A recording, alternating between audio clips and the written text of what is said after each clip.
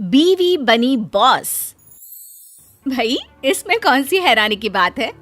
अब हर घर में बेटा बेटी समान है, पढ़ाई एक लिखाई एक, तो नौकरी कैसे अलग। देखो महिमा, क्यों परेशान हो रही हो? तुम्हारी तरक्की को लेकर मैं बहुत खुश हूँ। क्या हो गया? पैसा जो भी है एक ही घर में तो आना है, चाहे तुम्हारी सैलरी से आए या मेरी। क्यों? लेकिन ये अच्छा थोड़ी ना लगेगा। हम पति पत्नी हैं और मैं तुम्हारी बॉस बन जाऊं? नहीं, मैं कहीं और नौकरी देख लेती हूँ। नीरज महिमा को समझाता है। देखो, आज के ज़माने में इस तरह की बातें अच्छी नहीं लगती। हो सकता है कंपनी को मुझसे ज़्यादा काबिलियत तुम्हें दिखी, तो बुरा क्या है? आखिर हो तो तुम भी मेरी ही पसंद ना। फिर क्या, महिमा मान जाती है और जॉब नहीं छोड़ती।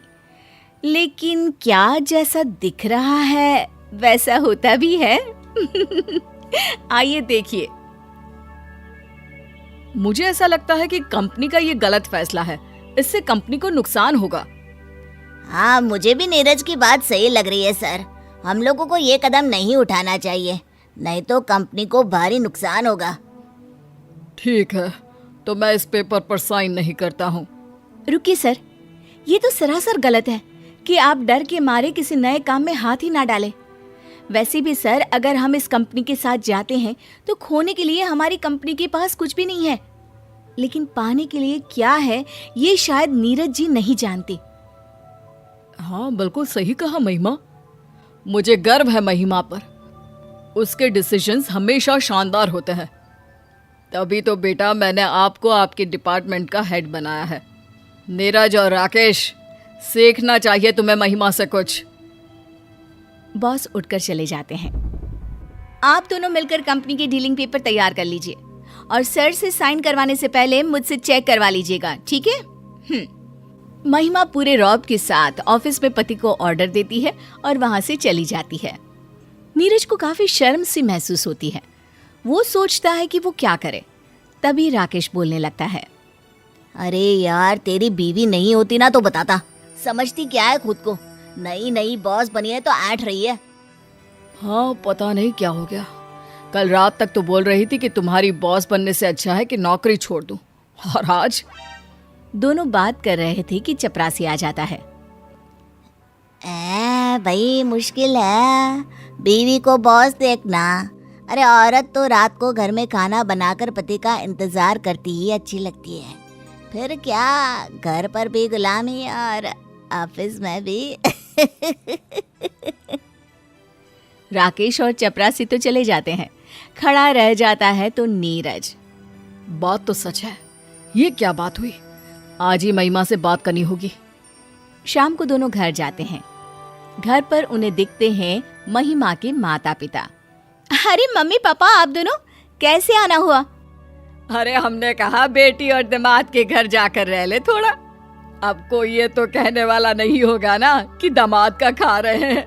अरे हम तो शान से बोल सकते हैं कि हमारा दामाद भी हमारी बेटी का।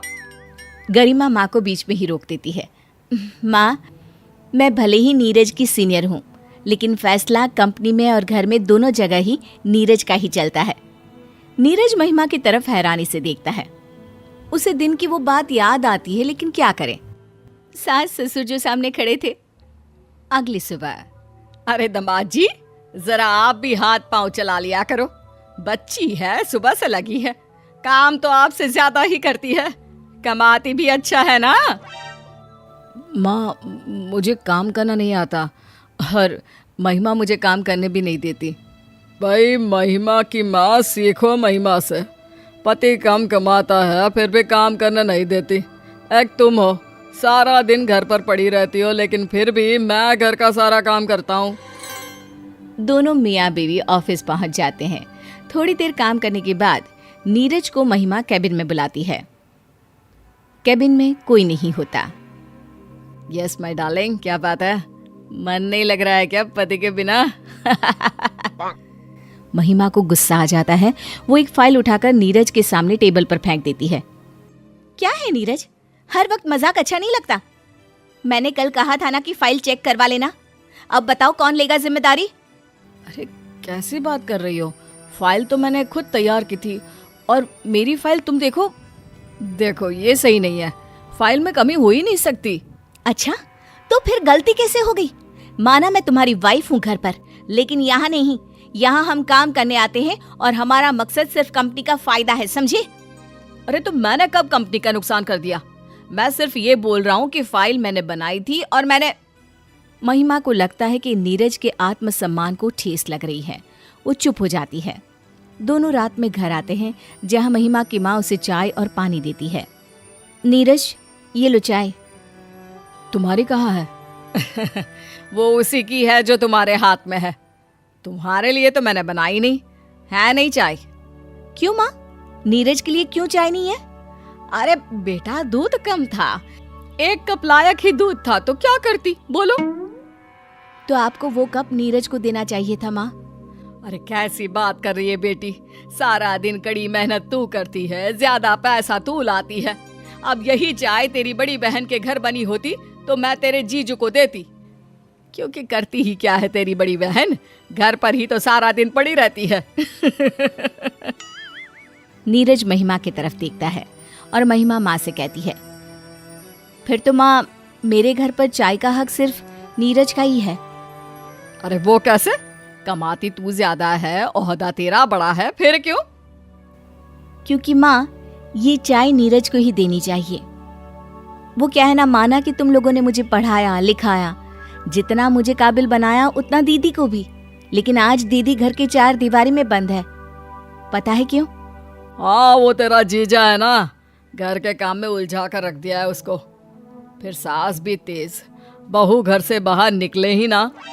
बिल्कुल, लेकिन पता है जब मैंने नौकरी छोड़ने की बात की तो नीरज ने मेरा साथ दिया। उन्होंने कहा कि आज के समय में सभी को जीवन जीने का बराबरी का हक है। हाँ, तो ये बात तो ठीक ही है।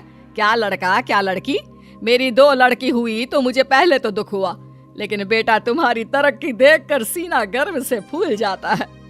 तो माँ, उसका कारण भी नीरज ही है ना। मानो अगर शादी के बाद वो भी मुझे घर में ही बिठा देते, या मैं उसकी बॉस हूँ ये समझकर मुझे नौकरी ही ना करने देते तो। बिल्कुल ठीक बोल रही है बेटी, तू बॉस भले ही है, लेकिन तूने नीरज को पति का पूरा सम्मान दिया है। हाँ, क्योंकि हम दोनों पति पत्नी हैं और दोनों की बेहतरी कैसे हो ये हम दोनों की ही तो जिम्मेदारी है ना। नीरज की सास को समझ में आ जाता है कि नीरज का योगदान कितना है।